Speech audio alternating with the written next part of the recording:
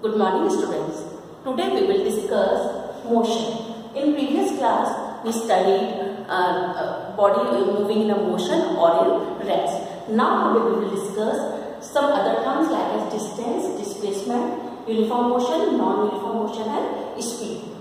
बच्चे सबसे पहली बात आती है डिस्टेंस की बात. तो डिस्टेंस क्या है? It is an actual length of a moving body of path between A and C. It means अगर हम सीधी सी बात करें डिस्टेंस क्या है? It is an actual distance. ठीक है, actual distance of the path of a moving body. कोई भी बॉडी जो मूव कर रही है तो वो ऑब्वियसली कहीं से चल रही है. जैसे कि अगर हम कहें कि यहाँ से अगर कोई बॉडी जो है वो चलना स्टार्ट हुई तो यहाँ से वो मान लीजिए इधर तक बी तक, तो यहाँ पर इनिशियल पॉइंट क्या हो गया ए और फाइनल पॉइंट क्या हो गया बी. ठीक है, अब यहाँ से यहाँ तक की डिस्टेंस क्या होगी उसकी 4 किलोमीटर. मान लीजिए बॉडी यहाँ से स्टार्ट हुई और ए से बी तक गई और बी से सी तक गई, तो एक्चुअल अब टोटल डिस्टेंस अगर हमें मालूम करनी है तो डिस्टेंस क्या है यहाँ पर कि ए से बी ये पाथ और बी से सी ये पाथ, यानी दोनों मिलाकर उसकी टोटल डिस्टेंस होगी, यानी 4 kilometre plus 3 kilometre. It means total कितनी होगी उसकी 7 किलोमीटर की क्या हो गई डिस्टेंस हो गई, यानी is an actual length of a path. ये जो है हमारी डिस्टेंस जो है इसके यूनिट होती है मीटर, किलोमीटर और कौन सी क्वांटिटी है ये स्केलर क्वांटिटी, बिकॉज इसमें डायरेक्शन का कोई लेना देना नहीं होता. ठीक है, सेकंड जो टर्म है वो हमारी है डिस्प्लेसमेंट.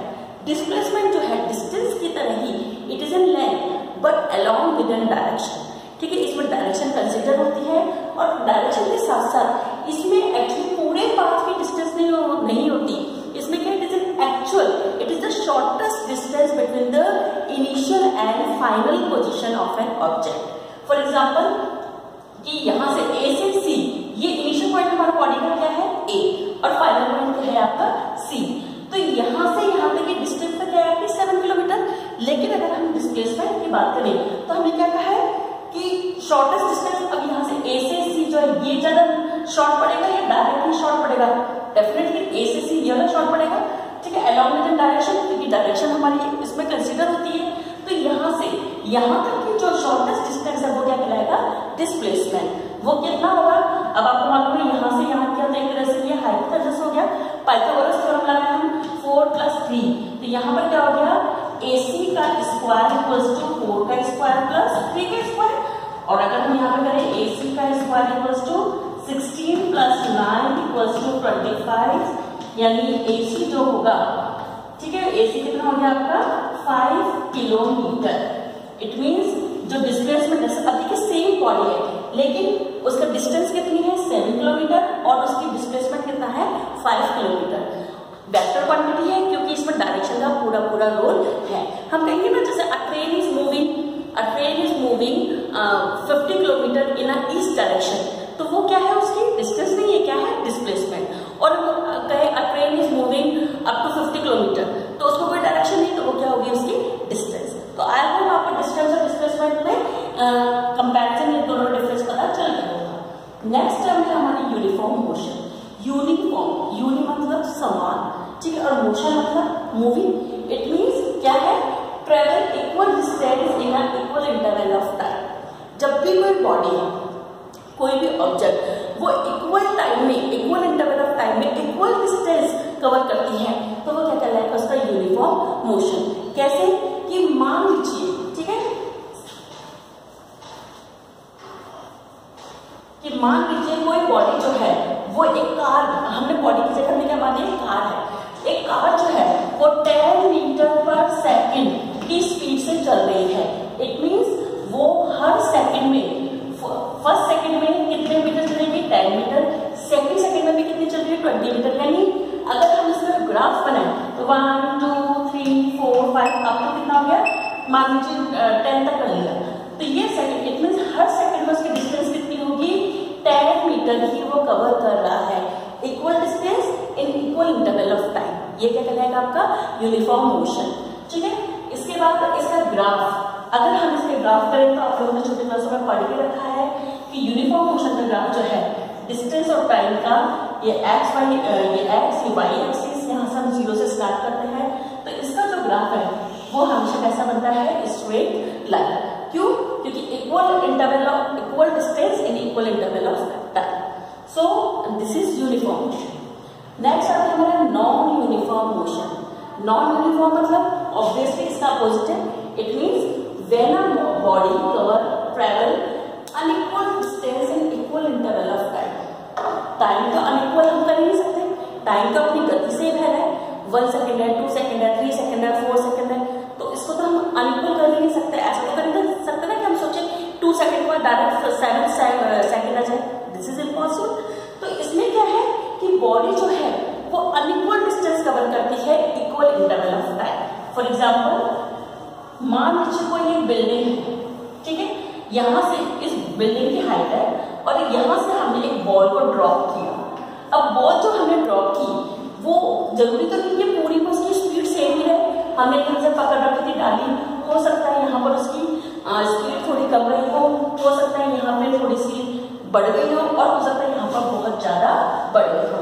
तो तीनों में अगर हम इसको पूरे यहाँ से यहाँ तक अगर पूरे 3 सेकेंड में आ रहा है तो मान लीजिए हमने उसको डिवाइड किया 1, 2, 3 सेकेंड।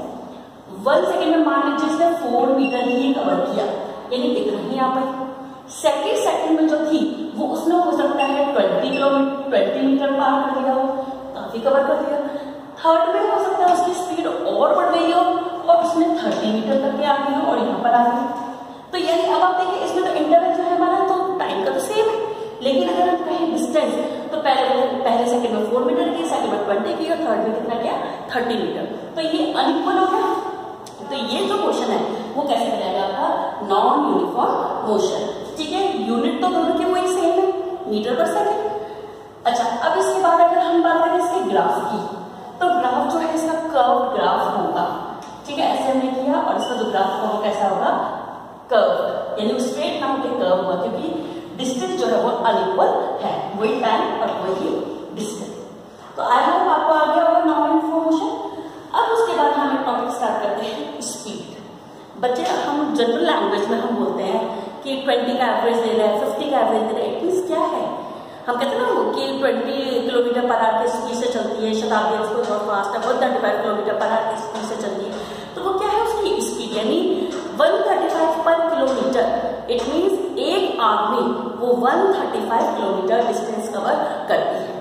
तो स्पीड क्या है, किसी भी ऑब्जेक्ट की चाल कि कोई ऑब्जेक्ट, हम कहते हैं ना कि ट्रक कितना फास्ट चल रहा है या साइकिल कितनी स्लो चल रही है। तो ये स्लो और फास्ट, ये जो कंपैरिजन है ये हम किसके बेसिस पे कर सकते हैं, स्पीड के बेसिस पे।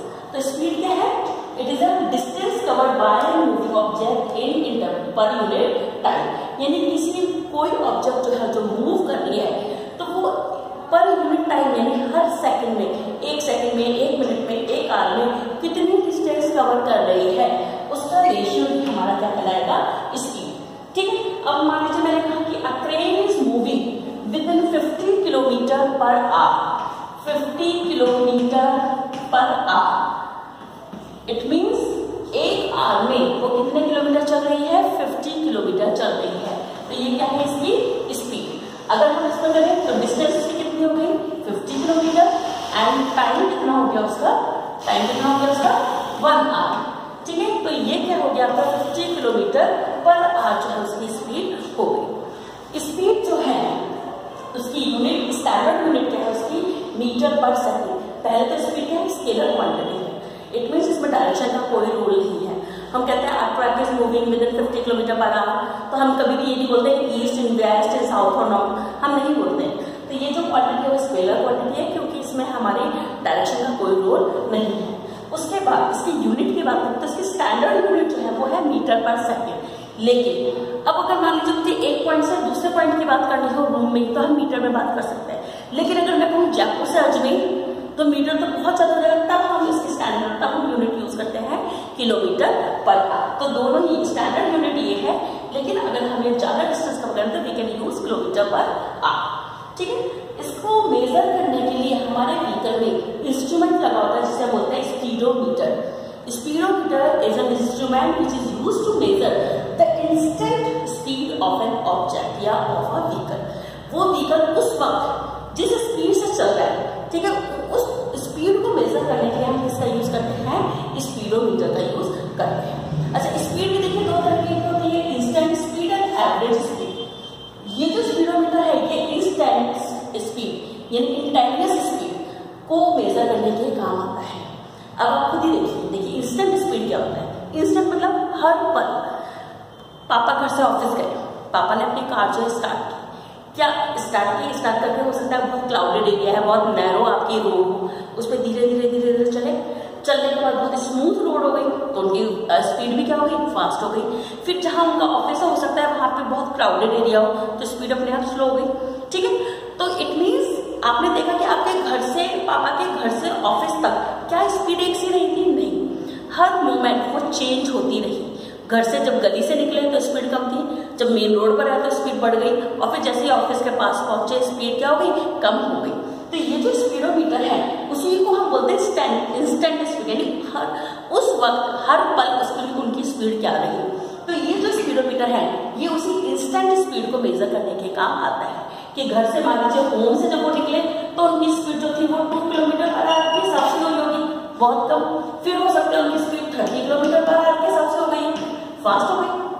और फिर जब ऑफिस के पास आए तो वापस 10 किलोमीटर पर आवर के हिसाब से। तो ये जो स्पीड जो आई ये क्या कहलाएगा कि इंस्टेंट स्पीड। ठीक है, इसी को हम मेजर करते हैं स्पीडोमीटर से। नेक्स्ट है हमारी एवरेज स्पीड। एवरेज स्पीड होती है बेटा, क्योंकि मैंने आपको पहले ही बताया है कि यूनिफॉर्म मोशन पॉसिबल नहीं है, तो यूनिफॉर्म स्पीड भी पॉसिबल नहीं है। स्पीड कम ज्यादा होगी, ब्रेक है, रोड रफ है, क्राउडेड एरिया है, तो इस वजह से स्पीड में चेंज आते रहेंगे। लेकिन पॉसिबल नहीं है कि अगर मान लीजिए मैं कहूँ कि एक ट्रेन है वो दिल्ली से बॉम्बे 50 किलोमीटर पर आवर की स्पीड से जा रही है, तो पॉसिबल तो नहीं ना कि हर एक मिनट में हम उसकी स्पीड मालूम करें। हम सिर्फ एक एवरेज यानी एक औसत अगर हम उसकी निकालें तो वो हम एवरेज स्पीड से निकालते हैं, जिसका बहुत सिंपल फॉर्मूला है एवरेज स्पीड का। टोटल डिस्टेंस जितनी भी उसने डिस्टेंस कवर की है, मान लीजिए 50 किलोमीटर कवर की है, ठीक है, इन टोटल टाइम, और कितने में की है? मान लीजिए 1 घंटे में की है, तो वो क्या हो गई? इसकी टोटल एवरेज स्पीड हो गई। मान लीजिए जैसे एक ट्रेन है, एक ट्रेन जो है, train is moving with an speed of 100 kilometre per in 4 hours, यानी 4 घंटे में वो कितना किलोमीटर चल रही है? 100 किलोमीटर जा रही है। अब यहाँ पर इंस्टेंट हम निकालें तो पॉसिबल नहीं, क्योंकि हर एक मोमेंट पर थोड़ी हम कोई वहां बैठे हैं कि हम उसे निकाल रहे हैं। इट मीन्स अगर उसमें हम एवरेज स्पीड निकालें तो कितने निकलेंगे? 100 डिवाइडेड बाय 4 यानी लगभग 25 किलोमीटर पर आवर, यानी हम ये मान लें कि उसकी स्पीड जो है वो क्या रही? 20 किलोमीटर पर आवर, यानी हर घंटे में वो लगभग 25 किलोमीटर कवर कर रहा है। अब वो 25 किलोमीटर जो है उसमें हम ये नहीं कह सकते शुरुआत से, जैसे ब्रेक से स्टार्ट किया उन्होंने, वहां से 25 किलोमीटर दौड़ा भी नहीं। शुरू में हो सकता है उसकी 5 रही हो, फिर हो सकता है उसका 10 हो गई हो सकता है बीच में 30 भी आ गई हो, फिर हो सकता है वापस 10 आ गई हो, फिर हो सकता है उसकी 5 आ गई हो। तो इन सब का टोटल करके मान लीजिए टोटल 60 मिनट्स में है, तो उससे जब हम टोटल करके टोटल डिस्टेंस, टोटल टाइम को जब हम डिवाइड करके निकालते हैं तो वो निकलती है हमारी एवरेज स्पीड। सो बच्चे, आई होप आपको आज इतनी सारी terms, distance, displacement, uniform, non uniform motion and speed, average speed, ये सारी टर्म्स क्लियर हो गई होंगी। In next video we will discuss the next terms. Till then have a good day children.